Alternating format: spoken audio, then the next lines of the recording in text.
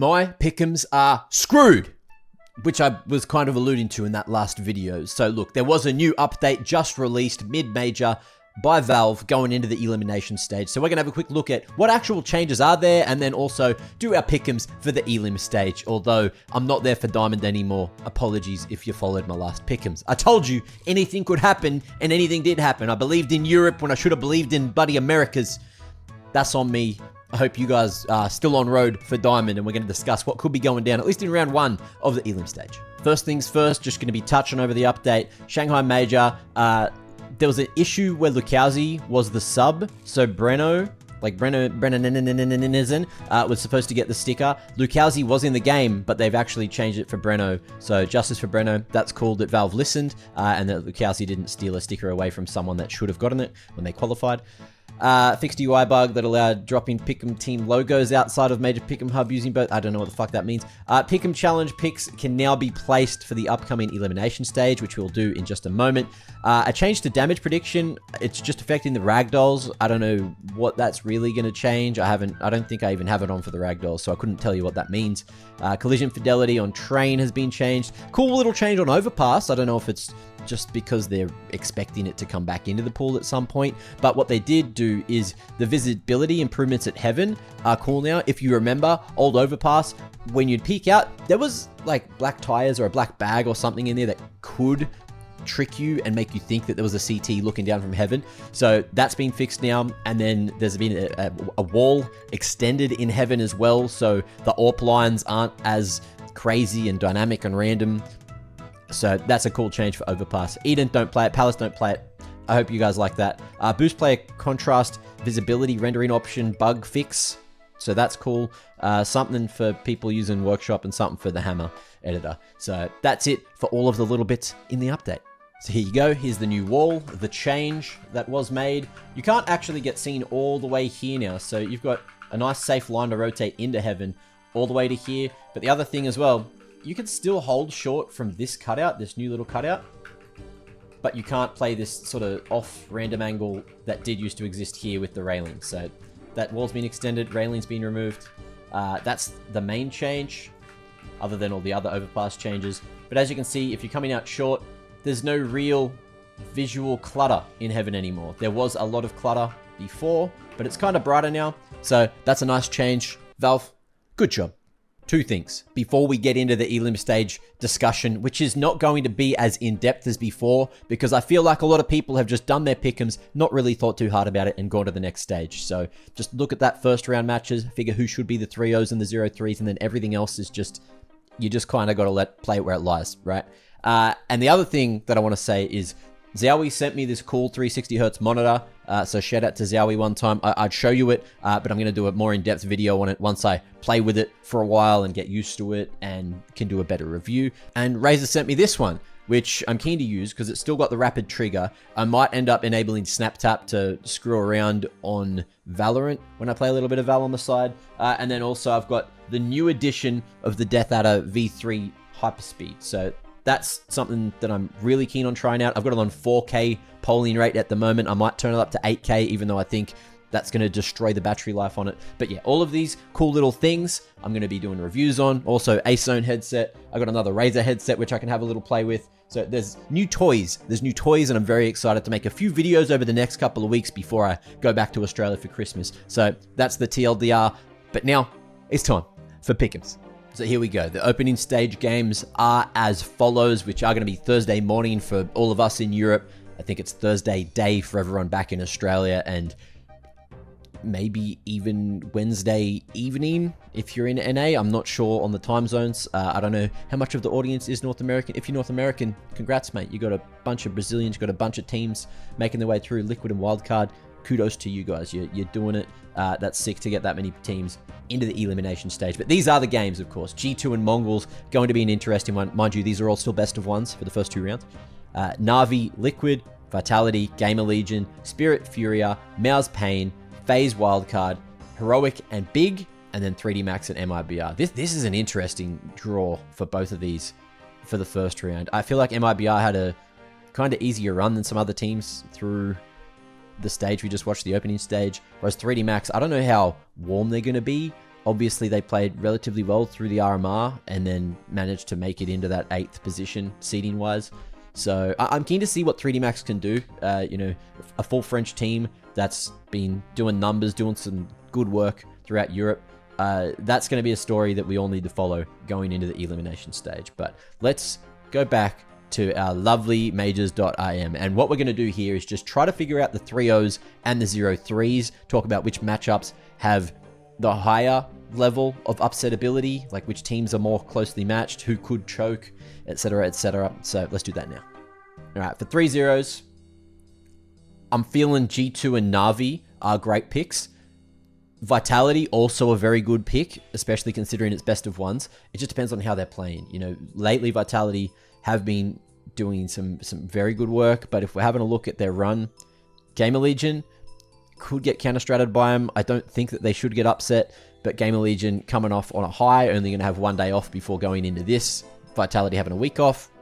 Maybe Gamer Legion can pull that upset, but I feel like Vitality should be good there. Navi, I feel like against Team Liquid, map dependent. I'm not going to go deep into the vetoes this time. I did that last time, and it kind of helped me for a few of the games, but not really for the others.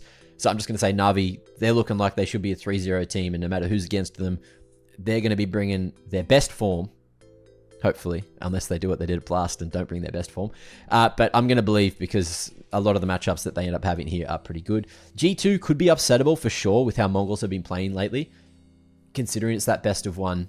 But the firepower on G2 is kind of crazy. So that's why if we think that this could be an upsettable game, mongolz go through, they'll play Navi. Mongolz don't really play well into Navi, and then Navi would have like a phase or something matchup up here. So that's why I feel like Navi, Team Vitality may end up being the two that I pick.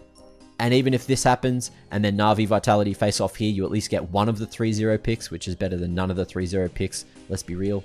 And it's hard to figure out who is the most upsettable to be putting in the 3-1 and 3-2 just going through bracket. All right, other games, Team Spirit, Furia, incredibly upsettable game. If Team Spirit let this go to like a nuke, where Furia just seem to always manage to get nuke in these best of ones because teams think they can beat them, but Brazilians on nuke do Brazilian things, and Furia's form through the opening stage ended up being okay. I said some bad things about them. I didn't think they looked good during the opening stage. But yeah, in the last video I covered why. But now I might start to believe again. They managed to make it through, scrape it through, and Team Spirit weren't looking good. So this is a big upset team. Yeah, I wouldn't put Furia as a 0-3, considering the other teams that are here, is what we kind of need to say. So Spirit should win that, but Furia, especially in best of ones, very dangerous team. Pain and mowz. Mowz has been pretty solid recently, so I'm just going to say they win this, although Pain did show us some solid form. I got close against FlyQuest and stuff though, so I feel like, especially in this best of one, probability is mowz win. FaZe and wildcard. This is an interesting one again. FaZe, you know, there's rumors that they're going to get torn apart and there's going to be changes. Maybe Carrigan's going to Falcons. There's big things happening there. And wildcard are on an all-time high, just constantly taking out teams that, you know, are definitely not the caliber of FaZe Clan, but they did beat, you know, Liquid in a best of one. They've beaten a few teams in a best of one. I think FaZe are going to play well though, so I'm not going to call this one an upset.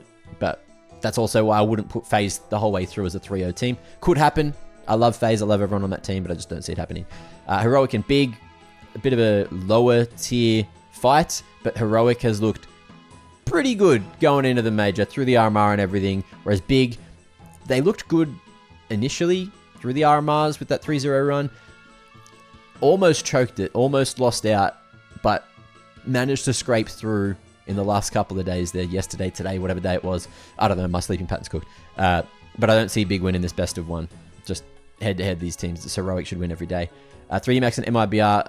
I feel like MIBR had a very easy run. 3D Max, solid team. I'm going to be putting 3D Max through, even if they aren't warm. This is where we're looking.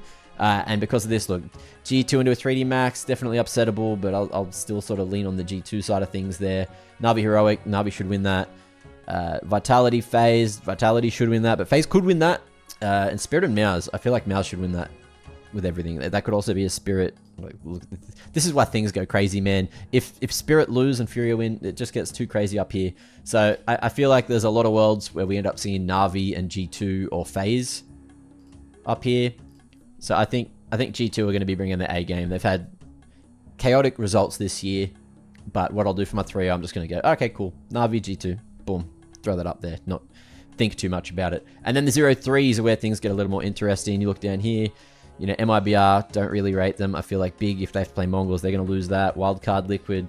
In a best of 3, Wildcard should lose, and Pain, Game Allegiant. I've been really enjoying Game Allegiant. I think they're a better team than Pain at the moment, so put them down. Big MIBR. Oh, MIBR Wildcard. These are some interesting matchups. Like, theoretically, these are the 4 teams I'd expect down here. You could maybe say that there's some kind of upset where Liquid end up down there, but then Liquid should never lose that series. Pain lose to Game Allegiant, or Pain beat Game Allegiant, then Game Allegiant are down here. And I think they still beat MIBR and Big. So I'm just going to go MIBR and Big. I'm just going to believe it. And they're going to be my 3-0s and 0-3s. So we're going to lock those in. This to MIBR Big. Even though I love Big, I think that's going to happen. And then Navi G2. Going to leave them up top there. So going to save those picks for now. And then, like, these are the teams that I feel like should be going through. Just looking at everything. Heroic, definitely someone that could be in there. As an underdog, wild, crazy pick. Maybe a Game of Legion, but they're still a bit inconsistent. 3D Max, I honestly don't know how they're going to play in front of the big stage, in front of the big crowd with the crazy fans. So I'm just going to leave them out of it. But I'm quite confident already. Navi G2 3-0. Big MIBR 0-3. Not going to think too much about it. Not going to care too much about it. But yeah, Vitality going through here. Could be a bad one, because G2, you know, swap that around. Navi could even, you know, swap those around. Leaving Spirit in just in case we believe in Donk and Spirit play better than what they've been playing lately. Mongolz, that's a bit of copium, but they really are playing well as of late, so keep them in there. And Liquid, I just, you know, throw JKS in there. That's just full bias, whatever. And that is it. That is my pick'ems. Remember, it is you that chooses your pick'ems. You can follow mine. I gave you a little bit of insight into what should happen in the best of ones, but everything else is kind of just random. Some dude that got every single one right let his kid crawl around and pick his bloody options on the ground. I saw that on Reddit. Ridiculous. I don't know if that's true or not, but it feels like anything can happen in this elimination stage. Obviously, the quality of CS is at a higher level, but now we're on a newer update as well with the prediction slightly fixing things. Riflers throughout the opening stage, we're getting more multi-kills than we've ever seen before. There's crazy things that happen there, and you better believe some of the best riflers in the world have not been able to show their skill expression to a higher level throughout the year because of weird things. CS2 is just a different game, right? But it is getting fixed, and I've got high hopes that the best team will win. Low-key, I'm thinking Navi are going to be able to set their foot down, let everyone know that they're going to go double back-to-back with the majors and really have the first ever-ish situation going on for CS2. But that's going to be that for the video. Thank you all for watching. I'll see you in the next one. What are you still doing here? Hey, look, if I made your pick'ems get lost, look, that's not my fault, all right? You followed me. It was just advice. Some of the things I said were accurate, and I told you I wasn't sold on a lot of the 3-1, 3-2 advanced teams. It happened. It's okay. It's okay. This time, look, similar thing. We have had some quality, some great entertaining CS so far at the opening stage. I'm expecting the same for the elimination stage. It's going to be so sick. We're going to be pumping out the content. Follow twitch.tv/MacMate, or hit that sub button if you want to just watch all the stuff here after it's happened. Anyway, thanks for coming. Peace.